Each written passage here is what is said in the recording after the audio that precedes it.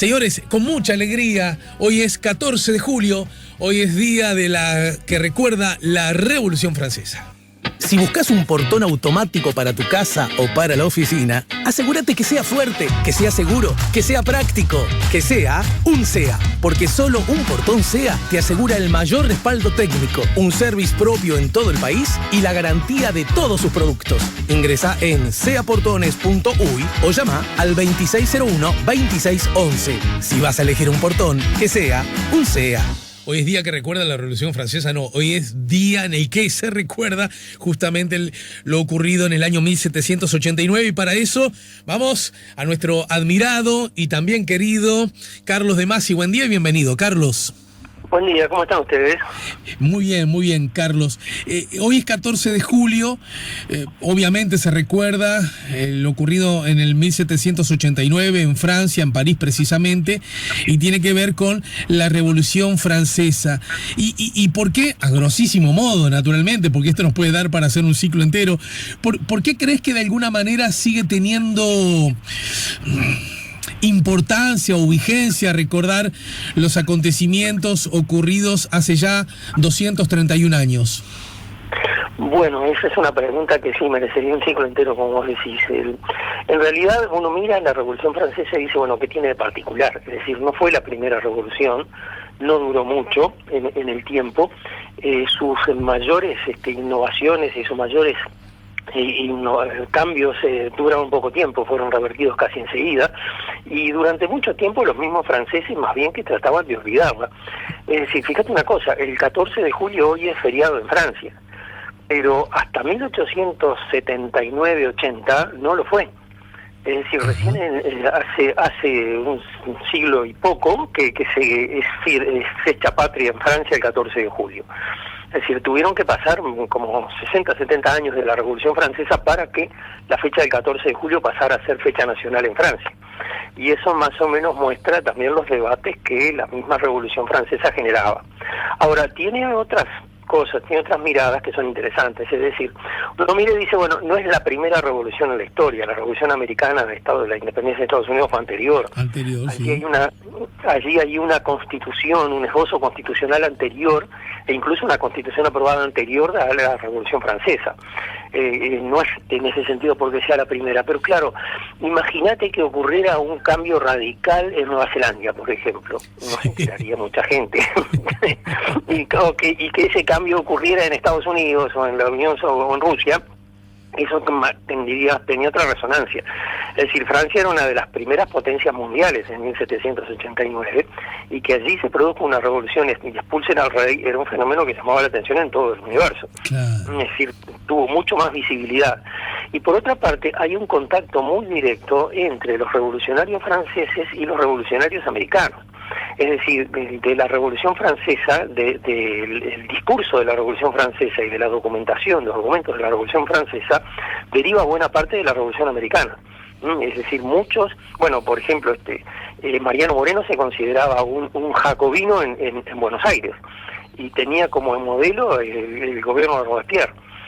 Y más difícil encontrarlo, por ejemplo, en Artigas, que tiene una influencia mucho más fuerte de Estados Unidos. Uh-huh. Pero sí, por ejemplo, en José Yauri y en otros que elaboraron la Constitución y construyeron más o menos el diagrama institucional del país, la Revolución Francesa tiene muchísimo peso.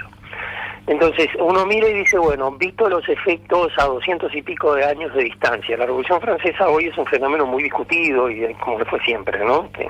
En Francia es muy interesante con sentir esos debates, porque si bien es cierto que en principio todo el mundo está de acuerdo en que el 14 de julio es una fecha importante, no coinciden en qué 14 de julio están festejando. A ver. Que también, claro, pues el 14 de julio de 1789 se produce el asalto a la Bastilla, etcétera, a partir de allí viene toda esa conmoción que termina con el establecimiento de una especie de monarquía constitucional, que generó una reacción muy fuerte en Europa y países muy importantes como Austria o como Prusia atacaron Francia, invadieron Francia.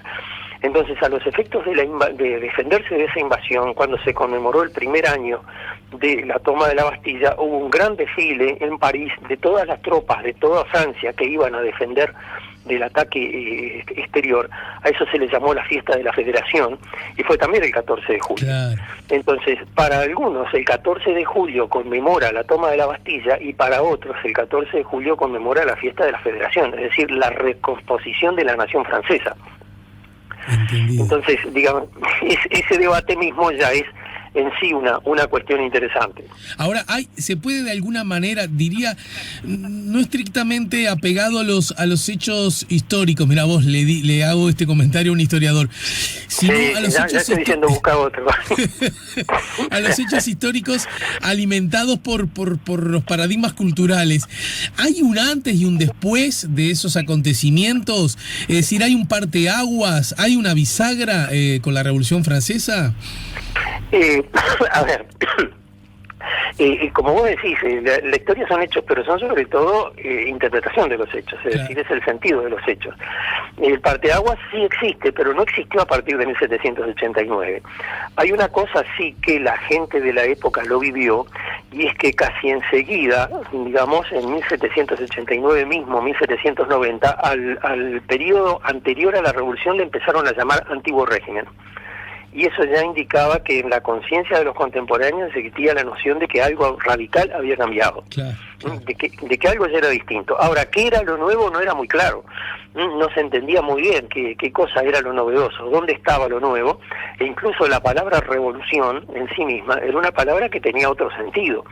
Es decir, revolución era lo que hacían los astros alrededor del Sol.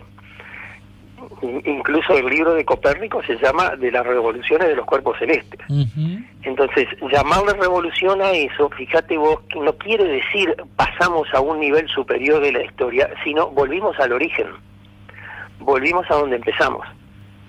Una revolución era volver al principio. Entendido.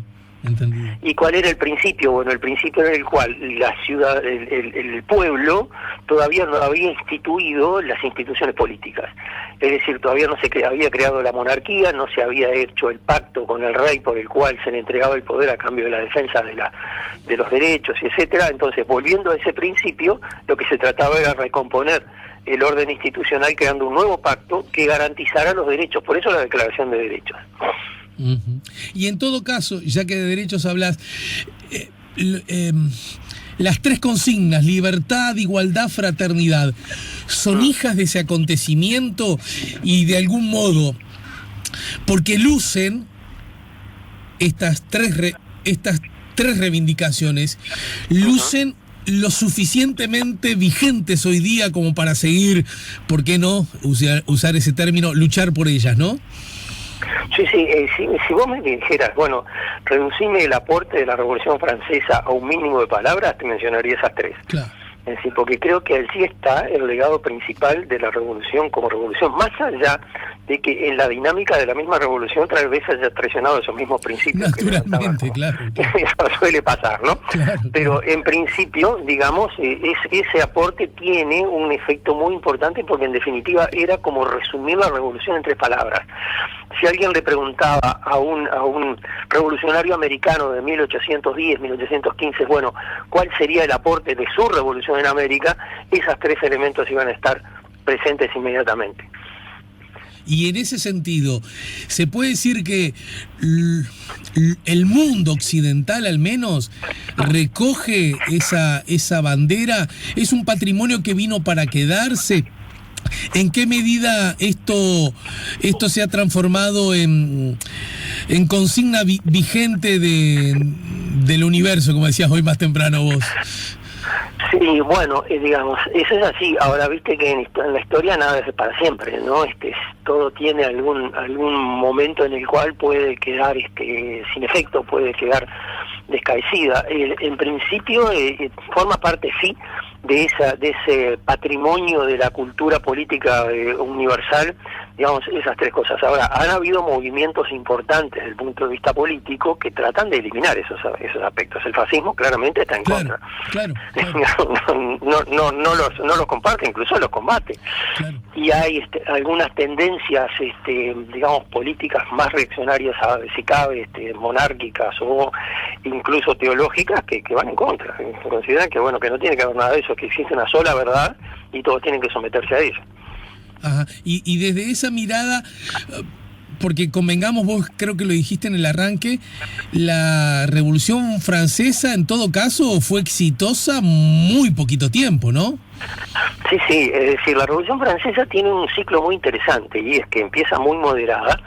Digamos, la combinación de la sublevación interior, porque hay lugares, regiones de Francia que resisten al poder revolucionario, y el ataque exterior, parece haber sido el elemento que dinamizó la revolución hacia un radicalismo excepcional. Y fíjate que en 1792 están tratando de eliminar la propiedad privada, poco menos, y luego cuando esa combinación de factores desaparece y empiezan a ser neutralizados, inmediatamente vuelve, digamos, a una postura mucho más moderada, bueno, hasta terminar, digamos, en una forma neomonárquica con el caso de Napoleón. Bueno, Entonces ahí mismo, digamos, tiene como que muestra todo el menú, toda la agenda de cambios radicales en la sociedad, digamos, prácticamente en un lapso de 5 años. Y a propósito, porque te me adelantaste algo que justamente quería que hicieras una brevísima referencia, y tiene que ver con Napoleón. Alguien que reivindica la Revolución Francesa, sus postulados, su importancia histórica, y a su vez puede reivindicar con igual entusiasmo la figura de Napoleón Bonaparte, ¿o son contradictorias esas miradas? Bueno, no es la misma forma de exaltar la revolución. Es decir, en Francia hay una línea revolucionaria radical, que lo que podemos identificar, bueno, con una expresión, con un concepto que viene de Francia, con la izquierda. Y por otro lado existen tendencias nacionalistas que tienen varias vertientes, y una de las vertientes es ese de Napoleón. Es decir, Napoleón es uno de los grandes, las grandes banderas del nacionalismo francés. Todavía es hoy una figura muy discutida, ¿no? Porque hay sectores del nacionalismo francés que lo rechazan, pero por un lado, digamos, Napoleón creó la Francia más grande de la historia, lo que los franceses llaman la Francia de los 100 departamentos, es decir, Francia está dividida en departamentos como Uruguay, y los departamentos franceses llegaban hasta Yugoslavia, hasta lo que fue la Yugoslavia posterior, es decir, hasta la costa de allá del Adriático, es decir, había conquistado prácticamente toda Europa. Entonces eso para el nacionalismo francés, para alguna forma de nacionalismo francés, representa un toque positivo muy, muy interesante. Pero así como la conquista la perdió, y digamos la Francia de 1815 es más pequeña que la Francia de 1792, por ejemplo. Entonces eso hace que la figura de Napoleón resulte muy, muy cuestionada. Pero hay otra dimensión que es muy interesante, y que es la siguiente. Napoleón conquistó buena parte de Europa, los ejércitos revolucionarios napoleónicos dominaron Europa, derrocaron monarquías, crearon nuevos reinos, etcétera, etcétera, y también llevaron las ideas de la Revolución Francesa. Entonces muchos de los soldados de Napoleón eran también propagandistas de la revolución, a veces involuntariamente. Entonces, en muchos casos, fueron los mismos principios de la revolución los que fueron utilizados por los nacionalistas en esas regiones para enfrentarse a Napoleón. Exacto. Es una especie de casi perfecto boomerang. Exacto, es lo que tienen los principios políticos, ¿viste? Cuando querés acordarse te vinieron encima.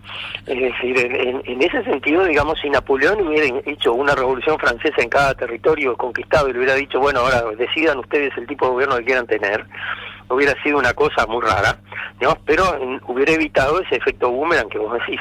Bien, te voy a dejar porque me consta que tenés compromisos. Sí, justamente estamos en la hora límite. Sí. Simplemente te pregunto, Revolución Francesa, vos decís los tres parámetros, las tres frases que mejor la sintetizan: libertad, igualdad, fraternidad. ¿Y en qué medida está presente cuando uno mira aquella época de la historia el concepto república? El concepto república va a demorar bastante más en aparecer, porque en definitiva el modelo de organización política era la monarquía. Justamente Francia instaura una república revolucionaria en 1792, es un momento más radical, digamos, y prácticamente allí configura un Estado, un orden institucional que va a ser el normal hoy. Es decir, un Estado intervencionista que garantiza los derechos individuales, moderadamente protector de de la salud pública, la educación, etcétera, servicios que el Estado presta normalmente, y que son en realidad una innovación de ese periodo ultrarradical de la Revolución Francesa. Entonces, para muchos el concepto de república tenía que ver mucho con esa idea de la igualdad que preconizaban los jacobinos, y para otros el concepto de república tenía mucho más que ver con las confiscaciones, la guillotina y con todo eso que también el periodo jacobino tuvo consigo. Digamos, un insulto en el siglo XIX y comienzos del siglo XX, si vos querés insultar hoy a una persona políticamente, lo acusás de fascista, que es un fascista, y la palabra fascista tiene un contenido peyorativo fuerte. Sí. Cuando el fascismo no existía, el insulto político era jacobino. Claro. Usted es un jacobino. Entonces, cuando Rodó le dijo a Valle y Ordóñez aquel folleto, Liberalismo y Jacobinismo, que era un jacobino, Valle y Ordóñez nunca se lo perdonó. Claro.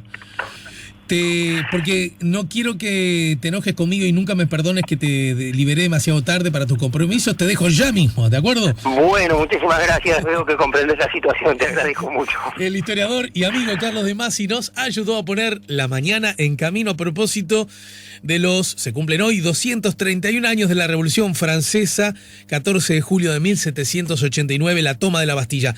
Si buscas un portón automático para tu casa o para la oficina, asegúrate que sea fuerte, que sea seguro, que sea práctico, que sea un SEA. Porque solo un portón SEA te asegura el mayor respaldo técnico, un service propio en todo el país y la garantía de todos sus productos. Ingresa en seaportones.uy o llama al 2601-2611. Si vas a elegir un portón, que sea un SEA.